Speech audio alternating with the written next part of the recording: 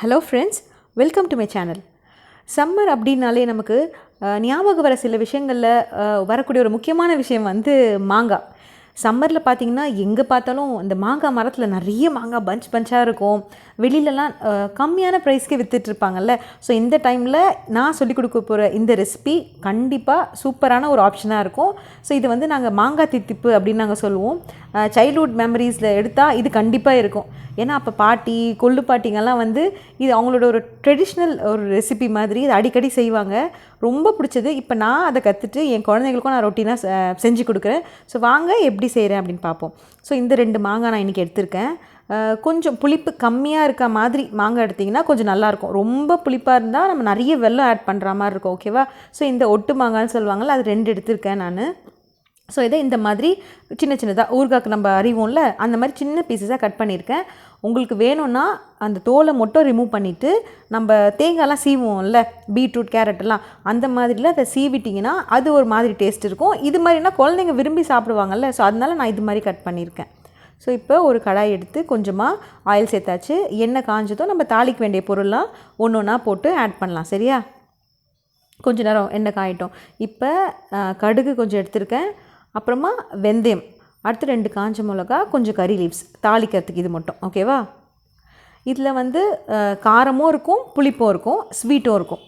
இப்போ வந்து நான் ஃபஸ்ட் தாளிக்கிறதுக்கு கடுகும் வெந்தயமும் போட்டுக்கிறேன். அது கொஞ்சம் பொரியிற வரைக்கும் வெயிட் பண்ணிவிட்டு அடுத்தடுத்து நம்ம ஆட் பண்ணுவோம்.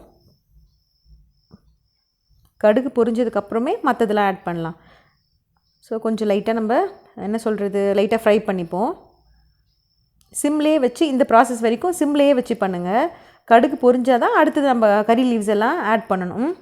இப்போவே ஆட் பண்ணிங்கன்னா இதுவும் என்ன சொல்கிறது உங்களுக்கு பொரியாது, அதுவும் தீஞ்சு போயிடும் நெக்ஸ்ட் போடுறது. இப்போ நான் கறி லீவ்ஸும் ஆட் பண்ணிட்டேன். கொஞ்சமாக ஒரு ஸ்மெல்லுக்கு போட்டால் போதும். இதில் வந்து புளிப்பு வந்து அந்த அளவுக்கு இருக்காது இந்த ரெசிபி. இந்த ஃபைனல் அவுட்புட்டில் கம்மி புளிப்பு இருக்கும். வெல்லம் போடுறதுனால அது ஒரு சூப்பரான ஒரு டேஸ்ட்டாக இருக்கும். குழந்தைங்களுக்கு ரொம்ப பிடிக்கும். நம்ம மாங்காவாக கொடுக்கும்போது நிறைய சாப்பிட மாட்டாங்கள்ல குழந்தைங்க. இந்த சீசனுக்கு அது நிறைய கிடைக்குது அப்படிங்கும்போது அதில் கண்டிப்பாக அதை ஹெல்த் பெனிஃபிட்ஸும் இருக்கும். ஸோ இது மாதிரி பண்ணுங்கள். கொஞ்சமாக பெருங்காயம், ரொம்ப போடக்கூடாது. அப்புறம் அந்த டிஷ்ஷில் வந்து பெருங்காய ஸ்மெல் மாதிரி வரும் ஸ்வீட்டில். ஸோ அது நல்லா இருக்காது. ஸோ கொஞ்சமாக ஒரு பிஞ்ச் அளவு போட்டுட்டு அதையும் சிம்லேயே வச்சு ஃப்ரை பண்ணிவிட்டு இப்போது மாங்காவை நான் அதில் ஆட் பண்ணியிருக்கேன். ஸோ மாங்காவை பொறுமையாக வதக்கணும். எப்படியும் எனக்கு தெரிஞ்சு ஒரு 10 மினிட்ஸ் ஆகும் மாங்காய் வந்து கம்ப்ளீட்டாக என்ன சொல்கிறது நல்லா வேகிறதுக்கு. ஸோ மொத்தமாக ஆட் பண்ணிவிட்டு இப்போ லைட்டாக நம்ம வதக்கி விட்டுக்குவோம். அதுக்கப்புறம் என்னென்ன மசாலாஸ்லாம் ஆட் பண்ணமோ நம்ம ஆட் பண்ணிக்கலாம். இது மாதிரி ஒரு தடவை ட்ரை பண்ணி பாருங்கள். அப்புறம் ரொட்டீனாக நீங்கள் செய்ய ஆரம்பிப்பீங்க.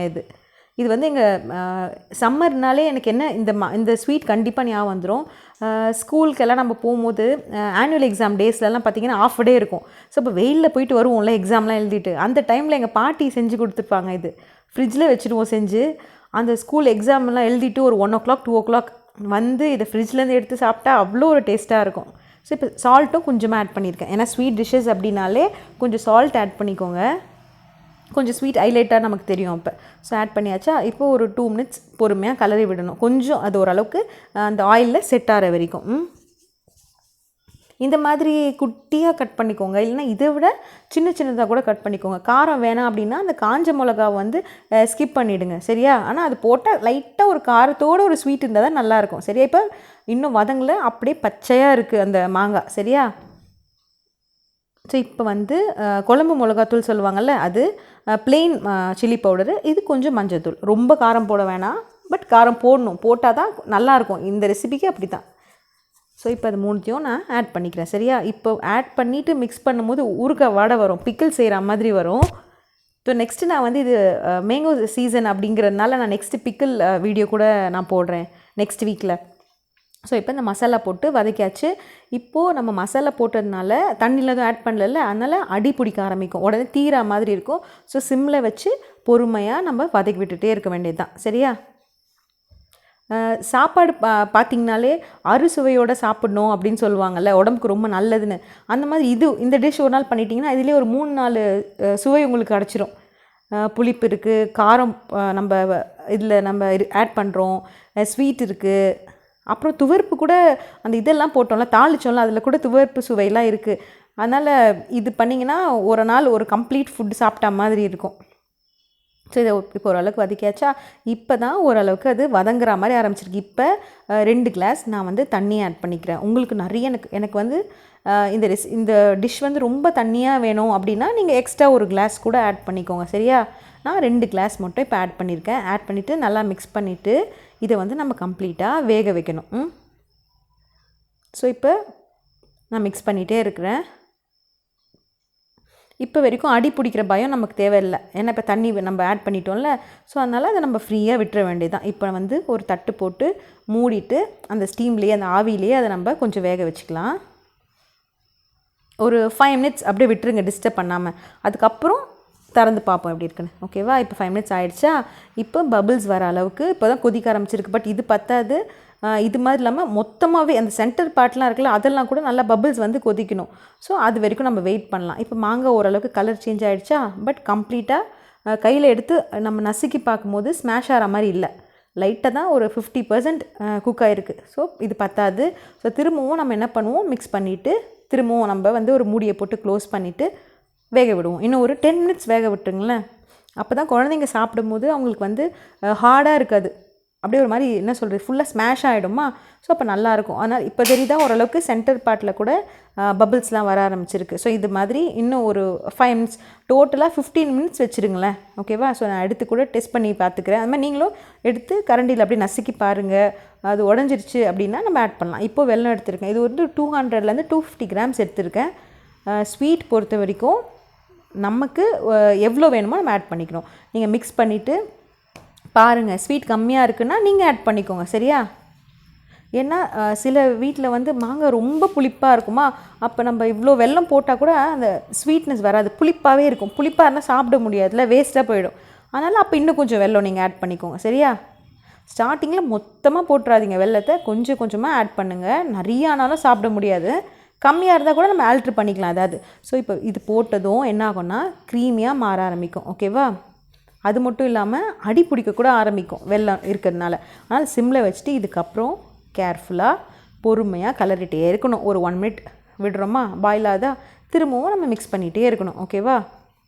அவ்வளோதான். இது அந்த பச்சை வாடை போகணும். சரியா? அந்த நம்ம காஞ்ச மிளகா காரெல்லாம் போட்டோம்ல, அதெல்லாம் வந்து இந்த வெல்லம் வந்து அதெல்லாம் என்ன பண்ண சப்ரெஸ் பண்ணிவிடும், மறைச்சிரும். அதனால் இந்த டைம் கொஞ்சம் ஒரு 10 மினிட்ஸ் எடுக்கும். இந்த வெல்லம் போட்டுட்டு 10 மினிட்ஸ் கொதிக்க விட்டுருங்க.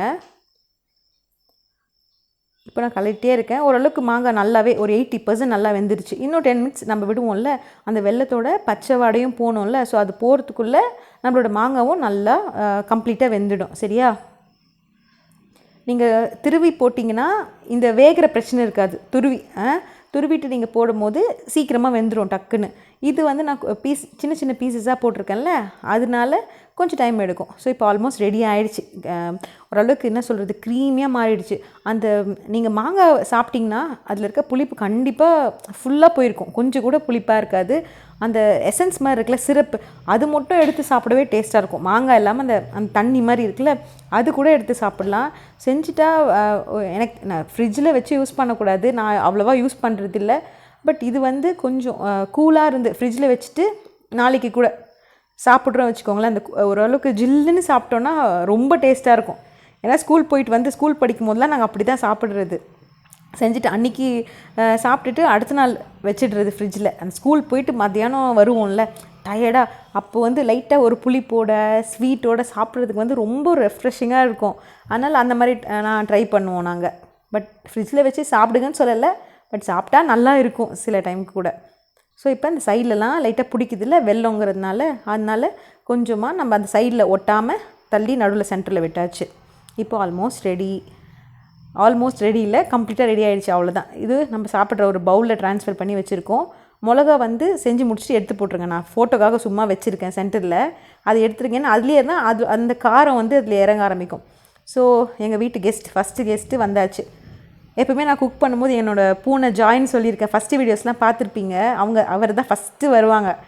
பட் அது ஒரு 10 டேஸ் முன்னாடி தொலைஞ்சு போயிடுச்சு.